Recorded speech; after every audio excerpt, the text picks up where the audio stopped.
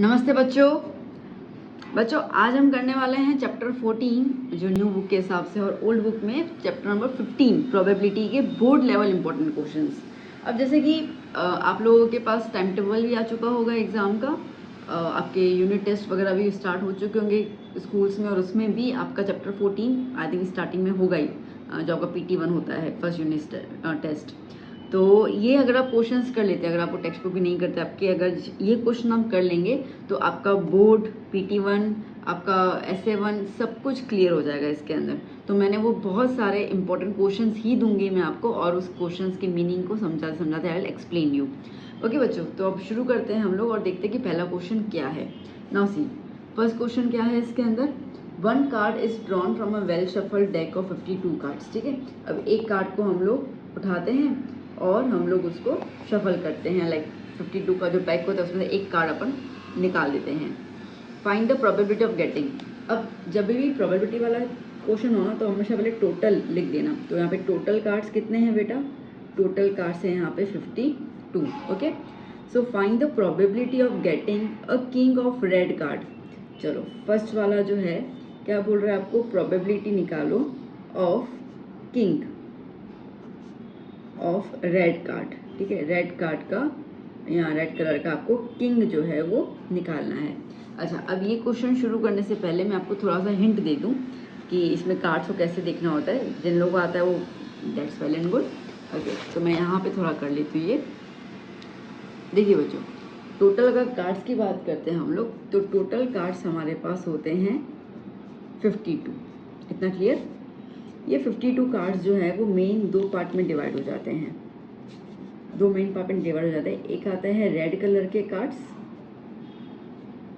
और एक आते हैं ब्लैक कलर के कार्ड्स। ठीक है, अब ये इक्वल डिवाइड होते हैं तो 52 का हम डिवाइड करेंगे तो रेड कलर कितने हो जाएंगे 26 कार्ड्स, और ब्लैक कलर भी कितने हो जाएंगे 26 कार्ड्स। ओके, अब ये रेड कलर आगे जाके और दो पोर्शंस में डिवाइड हो जाते हैं, एक होगा हार्ट में और एक होगा डायमंड में। अब 26 को हम डिवाइड करें दो में तो 13 इक्वल डिवाइड हो गए। सिमिलरली जो ब्लैक कलर कार्ड हैं वो डिवाइड हो जाएंगे अगेन दो पोर्शन में। एक पोर्शन जो रहेगा उसको हम कहते हैं स्पेड, और एक पोर्शन जो रहेगा उसको हम कहेंगे क्लब। ये भी 13 हो जाएंगे, ये भी 13 हो जाएंगे। इतना क्लियर हुआ? ठीक है बच्चों, तो टोटल कितने कार्ड्स हैं 52 कार्ड्स दो कलर में डिवाइडेड है, 26 ब्लैक और रेड। फिर रेड जो है वो और दो में डिवाइडेड है शेप के हिसाब से, ये कलर में डिवाइड हुआ। अब शेप, तो एक हार्ट शेप आएगा 13, एक डायमंड शेप आएगा 13। ठीक है, हार्ट शेप आपने पत्ते तो देखी होंगी, सीधी सी बात है, ऐसे करके रहता है। ये डायमंड शेप रहता है। ठीक है, स्पेड रहता है, spade if I am not wrong शायद ऐसा होता है, और क्लब जो होता है वो ऐसा होता है। ठीक है, दोनों ब्लैक कलर के, तो ये शेप में डिवाइड हो जाते हैं। इतना क्लियर हुआ? तो अब हमसे क्वेश्चन क्या पूछ रहा है, आइए देखते हैं। हमसे यहाँ पर क्वेश्चन पूछ रहा है कि भाई आपको किंग निकालने हैं रेड कलर के। ठीक है, अब किंग किस तरीके से डिसाइड करें। देखो, अब इन कार्ड्स के अंदर ना, जैसे ये हार्ट है, ठीक है, तो इसमें एक राजा होगा, एक रानी होगी, एक जैक गुलाम होगा। ठीक है, इक्का होगा एस, और बाकी 2 से लेकर 10 तक के नंबर होंगे। ठीक है, ये सारी की सारी चीज़ें आपको इन सब में देखने को मिलेगी। बस कार्ड के ऊपर शेप और कलर चेंज हो जाएगा, बाकी सारी चीज़ें आपको वहाँ पे देखने को मिलेगी।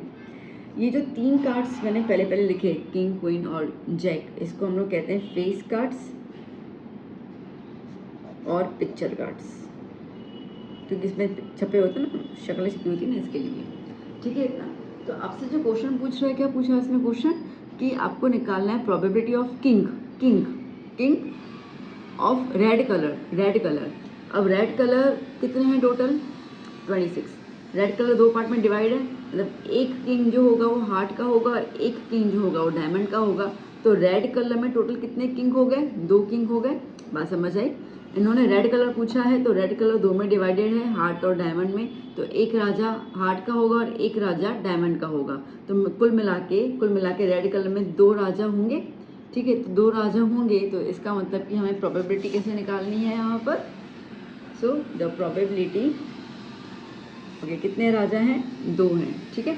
सो the probability is equals to 2 upon total cards कितने हैं? 52।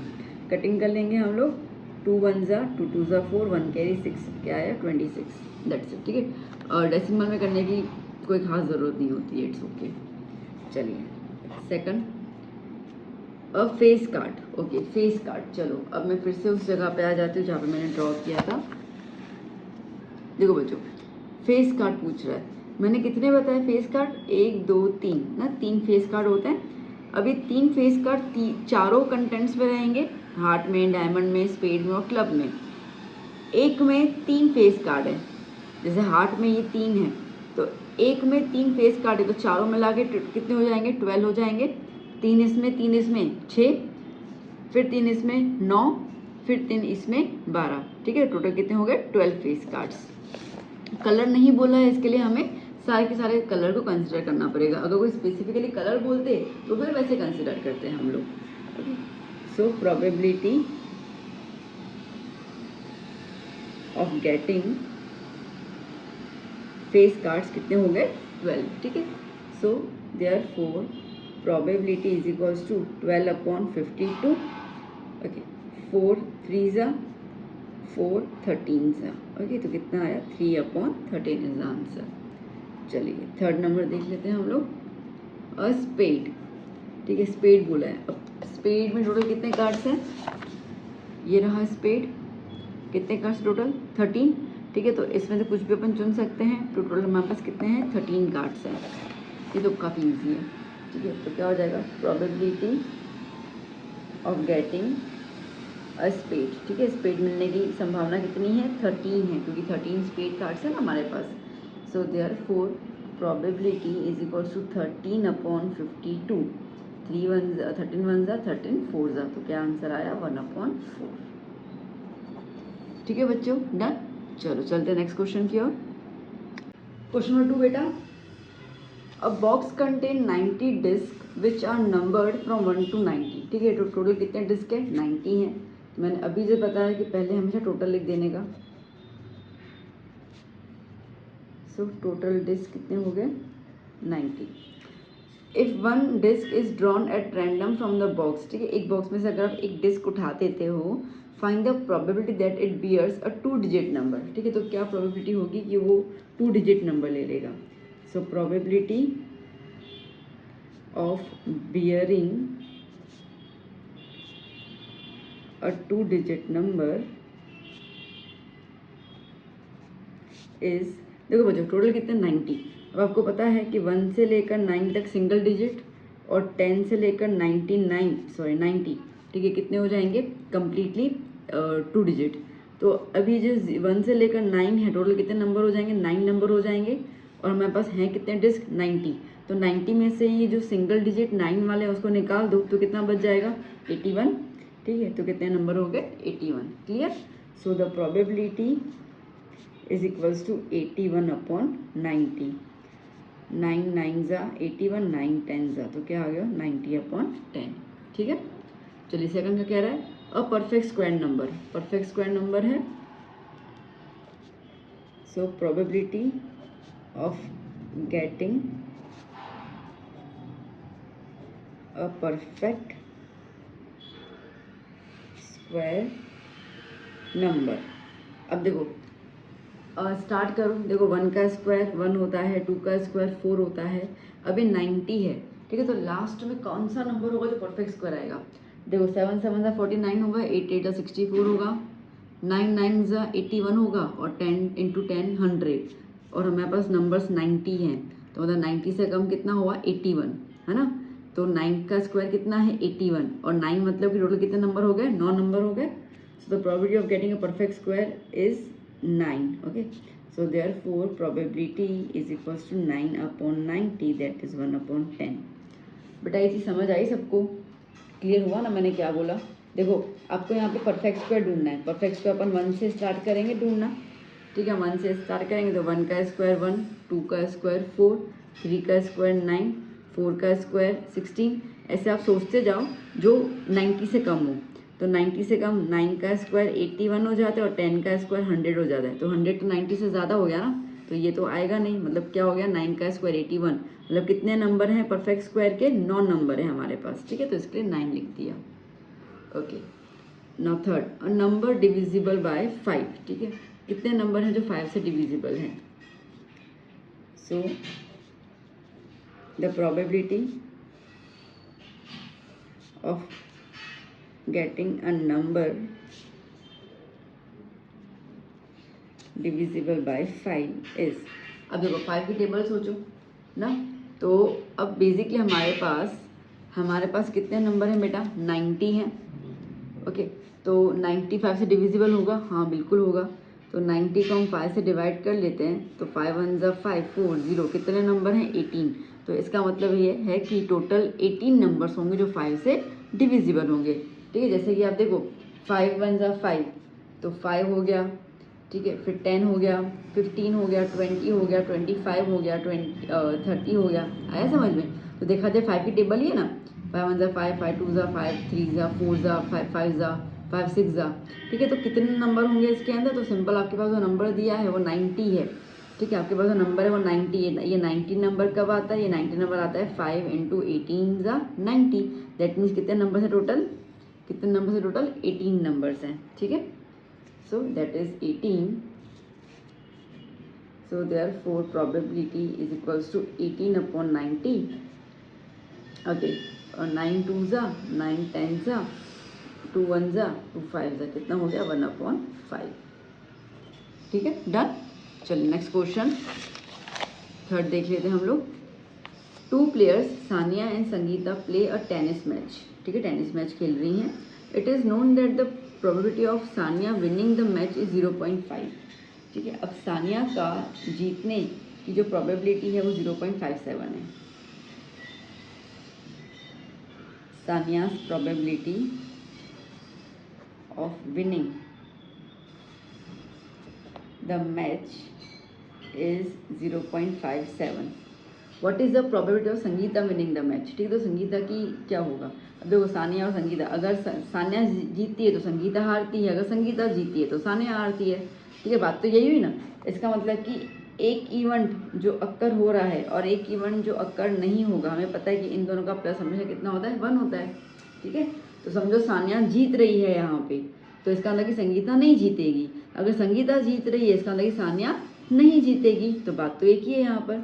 Okay, so what is the probability that Sangeeta winning the match, तो क्या प्रोबेबिलिटी संगीता की है मैच जीतने की। तो सिंपल जो आपको पहले दी हुई है वो आप यहाँ पर लिख दो, 0.57 is equals to 1 minus, okay sorry,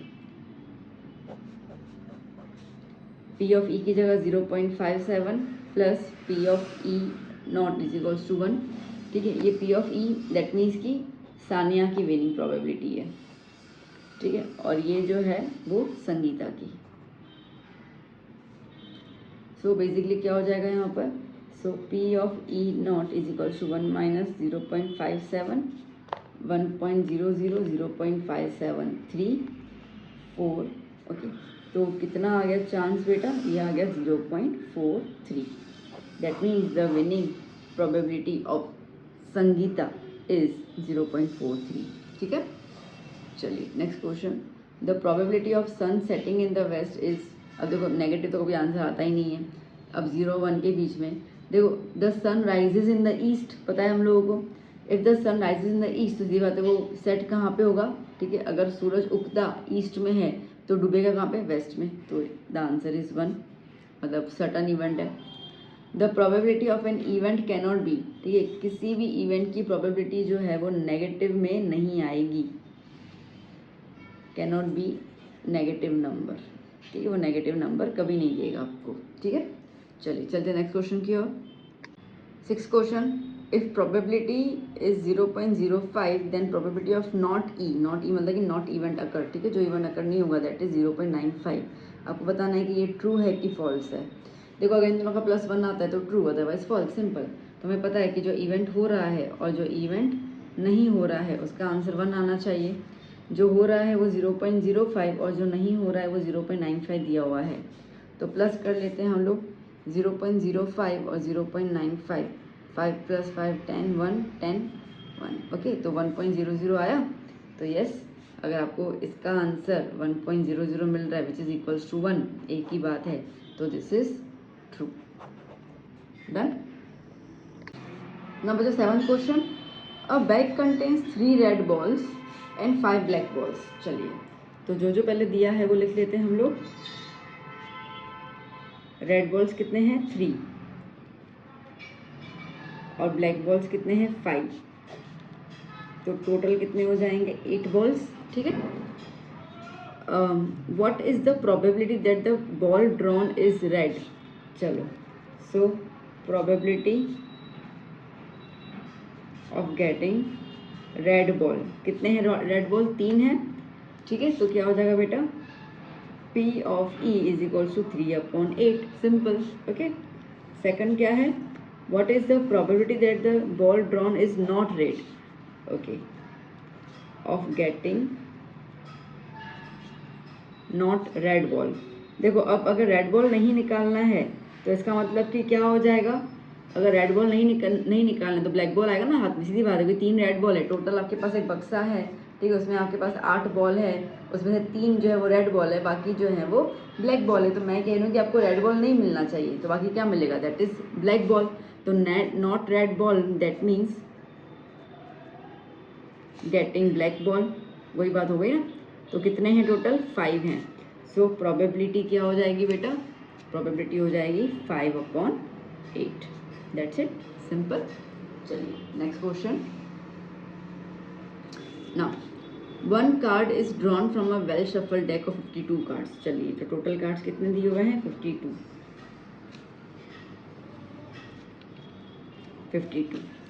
calculate the probability the card will be. अब हमें निकालना है क्या है, सबसे पहले probability of card be and ace card.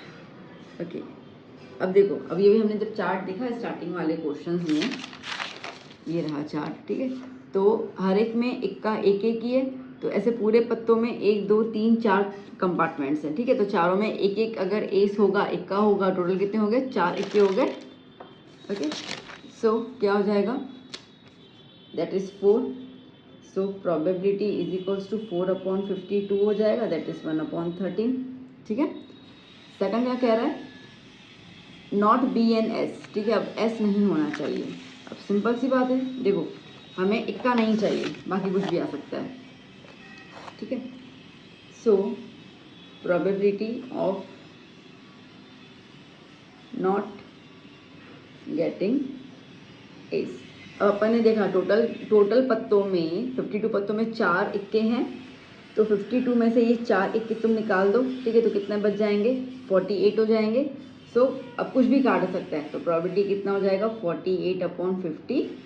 ठीक है, दैट मीन्स 4 12/4 13। ओके, चलिए थर्ड क्या कह रहा है देख लेते हैं हम लोग।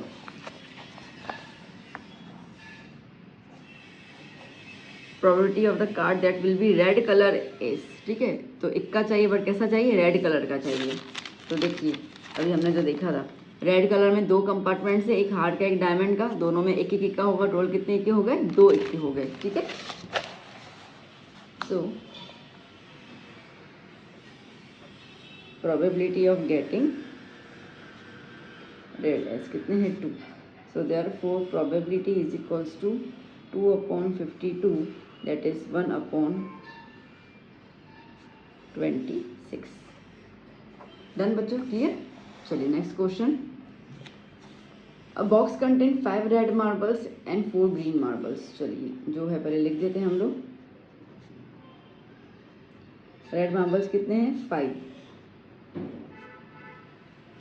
और ग्रीन मार्बल्स कितने हैं 4। ठीक है, टोटल कितने हो जाएंगे बेटा 9। Now what is the probability that the marble will be red. ठीक है, अब रेड मार्बल की क्या संभावनाएं हैं कि हम जो निकालेंगे वो रेड मार्बल होगा। सो probability of getting red marble, तो जितने मार्बल है उतनी संभावनाएं हैं। कितने मार्बल हैं 5। ठीक है, so therefore probability is equals to 5/9, simple. Second क्या बोल रहा है, वाइट। वाइट है यहाँ पे, वाइट है ही नहीं। तो जब कलर है ही नहीं तो निकलेगा कहाँ से। सो probability of getting white marble, अब ये तो पॉसिबल ही नहीं है ना, बॉक्स में तो वो वाइट मार्बल है ही नहीं, तो इसके लिए 0, इसके लिए 0। ठीक है। थर्ड क्या कह रहा है, नॉट ग्रीन, ग्रीन नहीं होना चाहिए। भैया अभी ग्रीन नहीं होगा, उसका मतलब कि रेड मार्बल ही होगा, तो पहले वाला ही हो गया। ठीक है। So probability of getting not green marble, अब नॉट ग्रीन इसका मतलब कि क्या हो जाएगा, रेड मार्बल लेंगे हम लोग, क्योंकि बक्से में 2 ही हैं, रेड और ग्रीन, ग्रीन नहीं चाहिए तो रेड मार्बल। तो रेड मार्बल कितने हैं, 5 हैं। सो प्रोबेबिलिटी क्या हो जाएगा, 5/9। ठीक है बच्चों, डन। चलो नेक्स्ट क्वेश्चन ना बच्चों, question number 10, if probability of any event is 0.63 find the probability of not occurring the another event. ठीक है। सो द इवेंट इज 0.63 और हमें नॉट का निकालना है। बहुत सिंपल सी बात है, P of E plus P of E not is equals to 1, 0.63 plus P of E is equals to 1। So P of E not is equals to 1 minus 0.63। ठीक है, तो कितना हो जाएगा, 0.37। एक बार चेक कर लेते हैं, 1 में से माइनस करेंगे 793। ओके, कितना हो गया, 0.37। Done. Next question, 1 card is drawn from a well shuffled deck of 52 cards। Okay, again cards वाला क्वेश्चन आया। Total cards 52, find the probability of getting a spade. ठीक है, अब स्पेड टोटल कितने होते हैं, 13। सो देयरफॉर प्रोबेबिलिटी क्या हो जाएगा, 13/52, दैट इज 1/4। फिर क्या है, a red face card, red face card, कितने होंगे फेस कार्ड, देखो वैसे एक में 3 होते हैं और ऐसे रेड में कितने कंपार्टमेंट्स हैं, 2, तो टोटल कितने होंगे, 6। ठीक है ना। किंग, क्वीन और जैक, ये हार्ट में भी होगा और ये डायमंड में भी होगा, तो इसके मिलाकर 6, क्योंकि यही दोनों आते हैं रेड कलर के अंदर। ठीक है। So probability is equal to 6/52, that is 2 3s and 26। ठीक है। चलिए third, of diamond, diamond total कितने होते हैं, 13। So probability is equals to 13/52, that is 1/4। Done.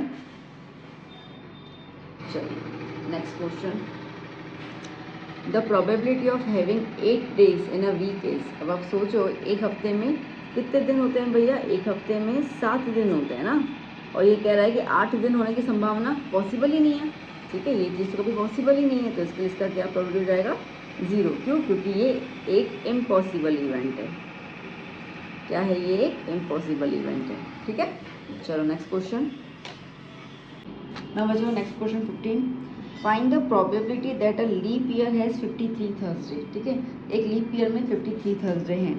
चलो अब बात करते हैं हम लीप ईयर की। तो लीप ईयर में दिन कितने होते हैं, 366 डेज होते हैं।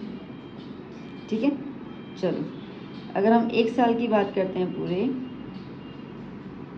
1 ईयर में टोटल 52 वीक्स होते हैं। 52 वीक्स मतलब कि 52 थर्सडे हो जाएंगे।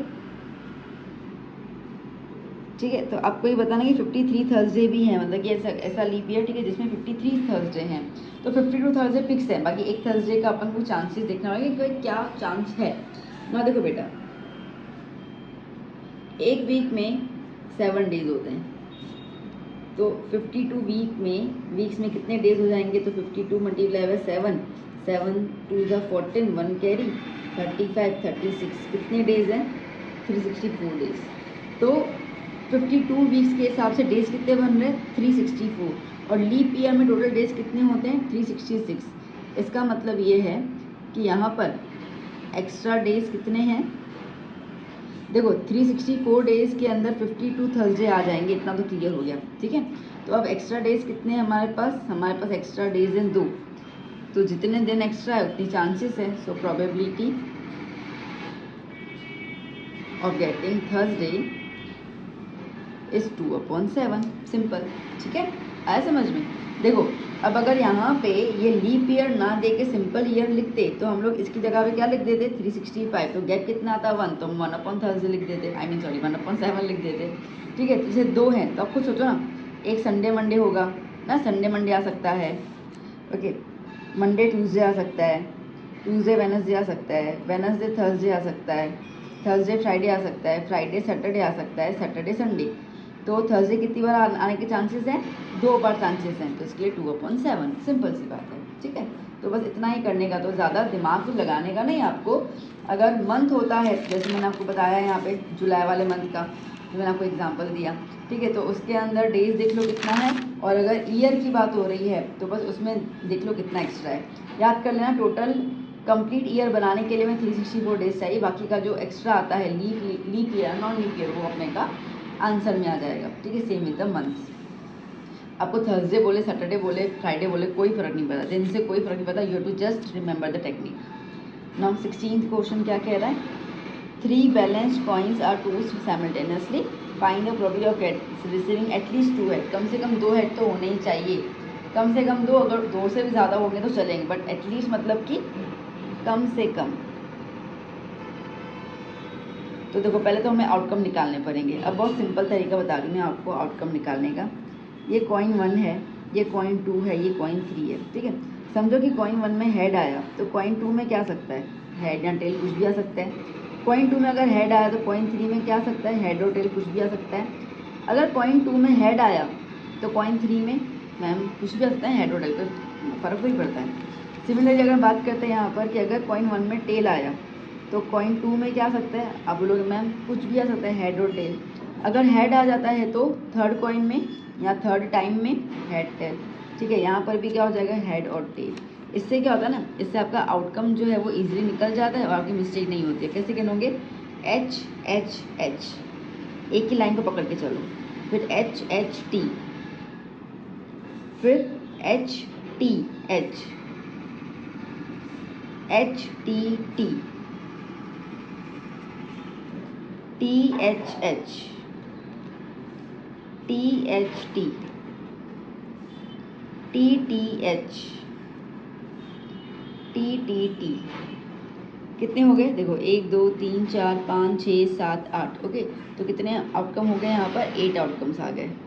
मतलब अपॉन में क्या लिखेंगे? 8 लिखेंगे। अब क्वेश्चन क्या पूछ रहा है? कम से कम 2 हेड तो होने ही चाहिए। ठीक है, उससे ज़्यादा हो तो चलेगा, बट 2 तो अपने को चाहिए। तो देखो उससे ज़्यादा हो मतलब 3 क्यों चलेगा?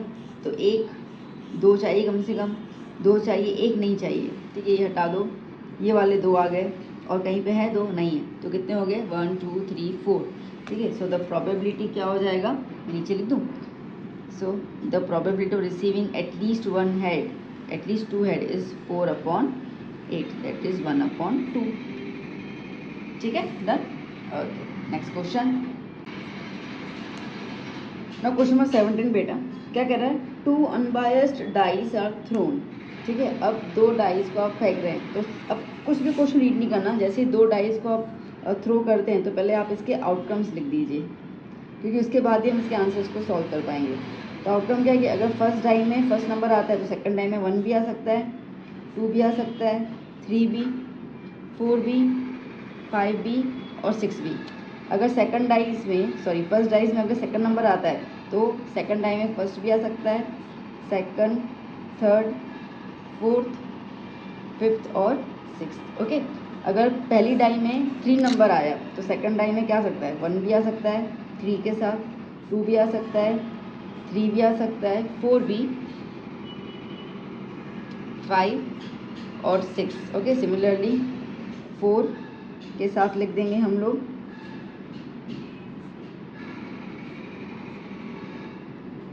एंड सिमिलरली 5 के साथ लिख देंगे हम लोग।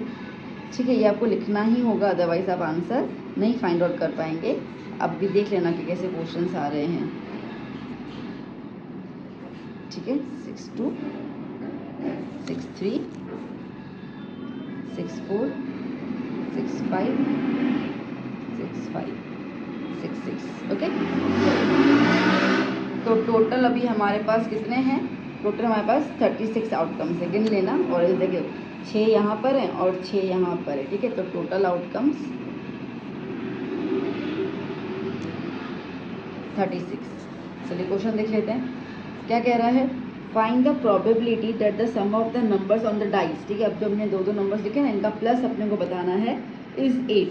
चलो अब 8 का प्लस कहाँ कहाँ पे दिख रहा है, देखो बेटा 8, देखो एक तो मुझे 4 + 4 8 दिखा, 3 + 5 8 होगा, 5 + 3 8 होगा, और 6 + 2 8 होगा, ठीक है ना।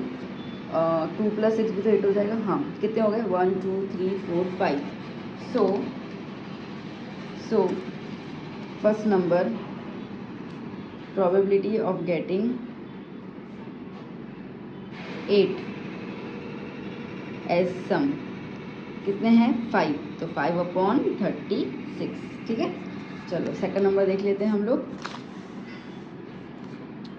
क्या कह रहा है सेकंड, 4 सम, प्लस कितना देखना है, 4 देखना है। चलो 4 का देख लेते हैं हम लोग, प्लस क्या है, 3 + 1 4, 2 + 2 4, 3 + 1 1 + 3 4, दैट्स इट। क्योंकि इसके बाद तो सारे ज़्यादा हो जाएंगे ना, तो 1 2 3 और तो कोई है नहीं, ठीक है। तो कितना हो गया, 3। चलिए तो लिख देते हैं हम लोग, probability of getting 4 S plus करके, मतलब सम कितने हो रहे हैं, 3, तो 3/36 दैट इज़ 1/12, ठीक है। चलिए थर्ड क्या पूछा है हम लोगों से, ग्रेटर देन 9, ठीक है। 9 से ग्रेटर कितने नंबर से वो देखने हैं, 9 से ग्रेटर नंबर देखना है। चलो 9 से ग्रेटर मतलब 10 से शुरू करना होगा। 4 + 6 10, 5 + 5 10, 6 + 5 11, 6 + 6 12, 6 + 5 11, ये 10 10, ठीक है। 9 से ग्रेटर लेना ना, 6 + 3 9 हो गया, 5 + 4 9 हो गया, 4 + 5 ओके, बाकी तो सारे छोटे होंगे, ठीक है। तो क्या लिखा हुआ है, greater than 9। So probability of getting greater than 9 as sum, कितने हो रहे थे, गिनो तो, 1 2 3 4 5 6 6। सो probability is equals to 6/36, that is 1/6, okay. चलो आगे नेक्स्ट क्वेश्चन, इसी का ही आगे पार्ट कर लेते हैं।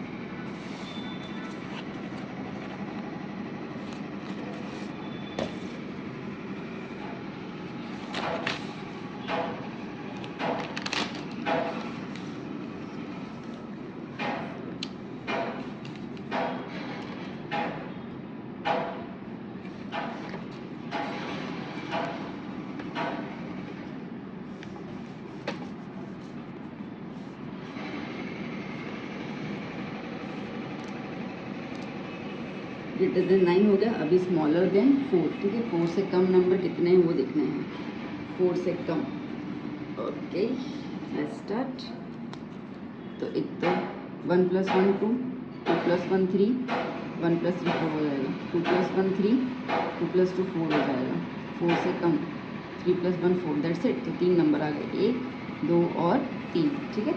तो क्या है, लेस देन 4 है ना, हाँ स्मॉलर देन 4, तो 3 नंबर आ गए, ओके। सो क्या लिख दोगे, probability of getting sum as less than 4, 4 से कम कितने नंबर थे, 3। So therefore probability is equals to 3/36, that is 1/12, okay. चलिए इसका फिफ्थ क्वेश्चन देख लेते हैं,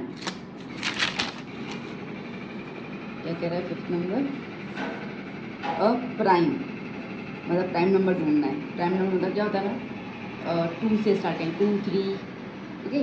प्राइम नंबर क्या हो जाते हैं, 2 3 5 7 11, ठीक है। अब 11, हाँ दैट्स इट। तो चलो देख लेते हैं ये नंबर्स कहाँ कहाँ में दिख रहे हैं अपने को। ये नंबर्स हमें 2 तो देखो ये वाला हो जाएगा, 1 + 1 2, ठीक है। डबल टिक कर लेती हूँ।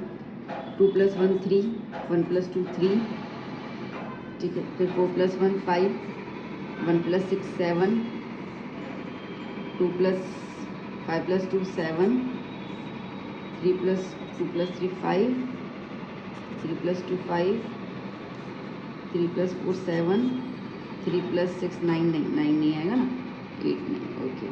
4 + 1 5, 4 + 3 7, 4 + 5 9 भी नहीं आएगा, 10, ठीक। 5 + 1 6 हो जाएगा, 5 + 2 7, 8 हो जाएगा, 9 हो जाएगा, 10 हो जाएगा, 11, हाँ ये 11 हो गया। देन 6 + 1 7, 9 8 10 एंड 11, ठीक है। तो अच्छा डबल टिक कर लेते, कितने हो गए? 1 2 3 4 5 6 7 8 9 10 11 12 13 14 15, ठीक है। क्वेश्चन क्या है यहाँ पर? A prime number, okay. 13, सो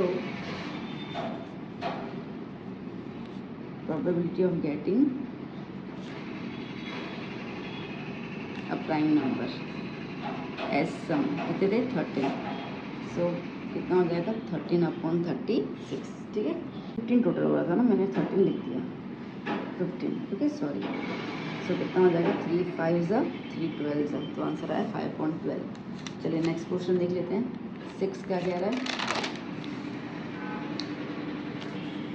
6 आपसे कह रहा है multiple of 3 and 4, okay, multiple of 3 and 4। चलिए देख लेते हैं अभी इसका मतलब क्या है। देखो 3 और 4 का मल्टीपल, इसका मतलब कि आपको 12 का टेबल लेना है, 12 का मल्टीपल, ठीक है। 3 एंड 4 का मल्टीपल, इसका मतलब ये है कि आपको मल्टीपल ऑफ 12 ढूंढना है।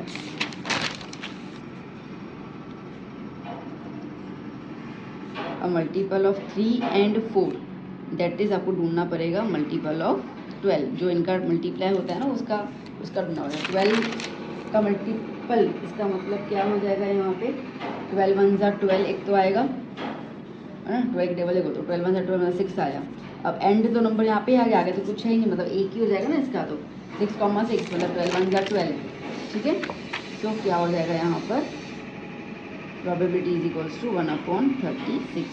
मैं लिख देती हूँ यहाँ पर 6,6 वाला, ठीक, दैट्स इट।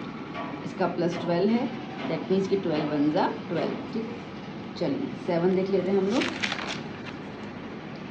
क्या लिखा हुआ है? अ मल्टीपल ऑफ 3 और 4, देखो डिफरेंस देखना, यहाँ पे मैंने क्या बोला? मल्टीपल ऑफ 3 एंड 4, यहाँ पे क्या? मल्टीपल ऑफ 3 और 4। 3 और 4 का मल्टीपल, इसका मतलब ये है कि वो नंबर जो 3 की टेबल में आए और 4 की टेबल में आए, ठीक है। तो इसको हम और के नाम से जानते हैं, मल्टीपल ऑफ 3 और 4, मतलब कि वो नंबर जो 3 की टेबल में भी आए, 3 की टेबल और 4 की टेबल में आना चाहिए वो नंबर। अच्छा कॉमन नहीं, जैसे कि 3 1 3, 4 1 4, 3 2 6, है ना, 4 2 8, 3 3 9, 4 3 12, ठीक है। इस अगर ऐसे कोई नंबर्स अपने को मिलते हैं तो वो अपन इसमें काउंट करेंगे, मतलब 3 4 6 8 9 12। फिर देखो 3 5 15 कर दूंगी मैं, ठीक है, तो फिर ज़्यादा हो गया, एडिंग 12 तक की है, उसके आगे तो वैसे भी कोई ऐड है नहीं, तो ये नंबर चेक करना, 3 4 6 8 9 12। आइए देख लेते हैं हम लोग, 3 4 6 8 9 12। 3 नंबर ये रहा, स्टार्ट कर दूँ, ठीक है। 1 + 2 3, देन 4 भी चलेगा ना, 4, ठीक है। उसके बाद 2 + 1 3, 2 + 2 4, देन 3 3 9, ओके, 2 3 6, ये रहा 6, ओके। 6 + 2 8, 8 आएगा, हाँ 4 के टेबल में 8 आएगा, ये हो गया। 4 + 1 3 + 1 4, 5 नहीं चाहिए, 6 6 किसके टेबल में आएगा? 3 के टेबल में। 3 + 4 7 नहीं आएगा, 3 + 5 8 4 के टेबल में आएगा, 3 + 6 9 नहीं आएगा, 4 + 1 5 नहीं, 6 आएगा 3 की टेबल में, 7 नहीं 8 आएगा 4 की टेबल में, 9 नहीं 10 आएगा, और नहीं 10 भी किसी के टेबल में नहीं आएगा, ठीक है। देन 6 आएगा 3 की टेबल में, 7 नहीं 8 4 की टेबल में, 9 नहीं, 10 नहीं, 11 नहीं, ओके ये आएगा 7 नहीं, 8 4 की टेबल में, 9 नहीं, 10 नहीं, 11 नहीं, 12 आएगा 3 और 4 दोनों की टेबल में, ठीक है। अच्छा एक और चीज़, 9 तो काउंट करना है ना, 3 3 9 होने वाला है ना, ठीक है, तो 9 भी तो काउंट होगा, उसको मैंने क्यों लीव कर लिया भूल से। 3 + 6 9, ठीक है। फिर 4 + 5 9, 5 + 4 9, 6 + 3 9, हाँ ये भी तो काउंट होंगे ना, क्योंकि 3 के में 3 से 9 आता है ना, वो तो मैं करना भूल गई, फिर और तो कहीं होगा नहीं, तो अगर इन सबका टोटल करोगे फिर से तो आपको 20 नंबर मिल जाएंगे, ठीक है। तो कितने हो गए इसके अंदर 20। So probability is equals to 20/36, 2 10s 2 18s 2 5s 2 9s, ठीक है। तो कितना आया 5/9, टोटल नंबर्स कितने आ गए 20, ठीक है। क्लियर लिखो तो गई ना, क्लियर तो हो गया ना आपको, जैसे कि 1,2 हो गया, 2,1 हो गया, ठीक है। इसके बाद जैसे कि 1,3 आ गया, देन 2,2 आ गया, 3,1 आ गया, 1,5 आ गया, 2,4, 3,3, 4,2, ऐसे करके सारे नंबर्स आएंगे, ठीक है। अब मैं इतना लिख तो नहीं रही हूँ, टाइम वेस्ट हो जाएगा। चलिए नेक्स्ट 8 नंबर देख लेते हैं क्या है। 8 खिचड़ी बन गई नहीं तो पूरी, ओके 3 हो गया। 8 फैक्टर ऑफ 18, 18 के फैक्टर, 18 के फैक्टर इसका मतलब कि 18 किस किस की टेबल में आता है, फैक्टर ऑफ 18 मतलब कि 18 2 की टेबल में आएगा, 3 की टेबल में आएगा, 4 नहीं आएगा, 5 नहीं आएगा, 6 की टेबल में आएगा 18, 9 की टेबल में 18 आएगा, दैट्स इट, ये नंबर्स होने चाहिए, ओके। तो अब अगर हम देखते हैं यहाँ पर, तो हम लोगों को 18, 2 3 6 और 9 कौन कौन से नंबर्स मिल सकते हैं हम लोगों को, देखो एक तो 2 3 6 9 ढूंढ लेते हैं, 2 3 6 9, 2 एक हो गया, ठीक है, 3 then 6, okay again 2, okay 6, okay 2 2 तो है नहीं अभी यहाँ पर, 6 और 9, ठीक है। ये क्या हो जाएगा 8 नहीं, ये 9, ये 6, ठीक है, ये 6 9, ये हो गया 9, काउंट कर लेते हैं हम लोग डॉट, 1 2 3 4 5 6 7 8 9 10 11 और एक और होगा 12, ठीक है। सो 6 9 डॉट, एक बार फिर से काउंट कर लेती हूँ, 1 2 3 4 5 6 7 8 9 10 11 12, ठीक है, कितने हो गए 12 हो गए। So the answer is 12। So probability is equals to 12/36, that is 1/3, okay. चलो 9th नंबर देख लेते हैं हम लोग। 9th क्वेश्चन क्या है, स्मॉलर देन 13, 13 से कम नंबर। अब 13 से कम तो सारे के सारे हो जाएंगे ना, क्योंकि लास्ट टोटल कितना है 12 है, तो ये सारे के सारे नंबर आ गया, बताइए 12/12, तो आंसर क्या आएगा 1। स्मॉलर देन 2, 2 से कम नंबर, तो देखो शुरुआत ही 2 से हो रही है, 1 + 1 2, उससे कम तो कुछ होगा ही नहीं, मतलब कि 0, ठीक है। तो चलो लिख देती हूँ मैं, probability of getting more than 13 क्या हो जाएगा 12/12, that is 1, and probability of getting less than 2 तो पॉसिबल ही नहीं है, दैट इज 0, ओके बच्चा पार्टी। सो मेरे को बताना ज़रूर कि क्वेश्चन कैसे लगे, एंड ये थोड़ा लेंथी भी था बट मज़ेदार भी था ना, किसी भी बनाई हम लोगों ने इसके अंदर ना। बच्चों question number 18, if P of A and P of not A, मतलब इवेंट हो रहा है जो इवेंट नहीं हो रहा है, ठीक है, वो है 4:1, then find P of not A। So let P of A is equals to 4x and P of not A is equals to x, ठीक है। 1x को मतलब कि रेशो हटाने के लिए हमने x लगा दिया है यहाँ पे। अब हमें पता है कि जो इवेंट हो रहा है और जो इवेंट नहीं होगा उसका प्लस कितना है 1, तो 4x plus x is equals to 1। ठीक है, तो क्या हो जाएगा यहाँ पर 5x इज इक्वल्स टू 1। तो x कितना हो गया 1/5। ठीक है, तो हमें p of a not x है, तो x वैल्यू क्या आ गई 1/5, that is p of not a is equals to 1/5। ठीक है, डन। अगर आपको p ऑफ a निकालने के लिए बोल देते इन केस, तो आप 4 इंटू एक्स मतलब कि 4 इंटू 1/5 लिख देते, दैट इज 4/5। ठीक है, चलिए next question. A circle with radius 7 centimetre is drawn at the centre of the rectangle. एक रेक्टेंगल है, ठीक है, इसके बीच में एक सर्कल ड्रॉ किया गया है। सर्कल का जो रेडियस है वो है 7 centimetre, length of rectangle is 28 centimetre and breadth is 22 centimetre. Find the probability that the ball hitting the rectangle hits the circle. ठीक है, आप जब बॉल को फेंक रहे हो तो सर्कल में जाना चाहिए, उसकी प्रोबेबिलिटी निकाल दो ना। देखो बहुत इजी है, पहले तो दोनों के एरिया निकाल दो। कोई भी शेप एग्जाम में आ जाता है ना, बस उनके एरिया निकाल देना पहले तो। L into B 28 into 22। ठीक है, और दूसरा हो जाएगा area of circle, that is pi r square. Pi is 22/7 और ये 7 square, that is 22/7 into 7 into 7 cancel out हो गया 154। ओके, मैं भी इसको मल्टीप्लाई नहीं कर लेती हूँ, आगे वैसे कटिंग करनी है, फिर कौन टाइम वेस्ट करे। तो प्रोबेबिलिटी देखो, प्रोबेबिलिटी कैसे करते हैं अपन, छोटा अपॉन लार्जर। तो सर्कल छोटा है तो इसके लिए पहले एरिया ऑफ सर्कल लिख देंगे अपॉन एरिया ऑफ रेक्टेंगल। ठीक है, area of circle 154, rectangle is 28 multiply 22। Okay, 2 11 2 ज़ा 11 14 ज़ा 2 1 ज़ा 2 7 ज़ा 7 1 ज़ा 7 4 ज़ा। क्या आया प्रोबेबिलिटी 1/4। ठीक है, क्या आया 1/4। Okay, easy. तो कोई भी शेप आपको आ जाए ना, आपको सिर्फ इतना ध्यान देना कि ऐसे भी क्वेश्चन आते हैं तो एक तो पहले उन दोनों शेप का एरिया निकाल देना, दूसरा जो छोटा वाला शेप है उसका ऊपर लिखना और जो ग्रेटर शेप है उसका नीचे लिख देना, और आ जाइए आंसर। ठीक है ना, चलो अब चलते हैं लास्ट क्वेश्चन।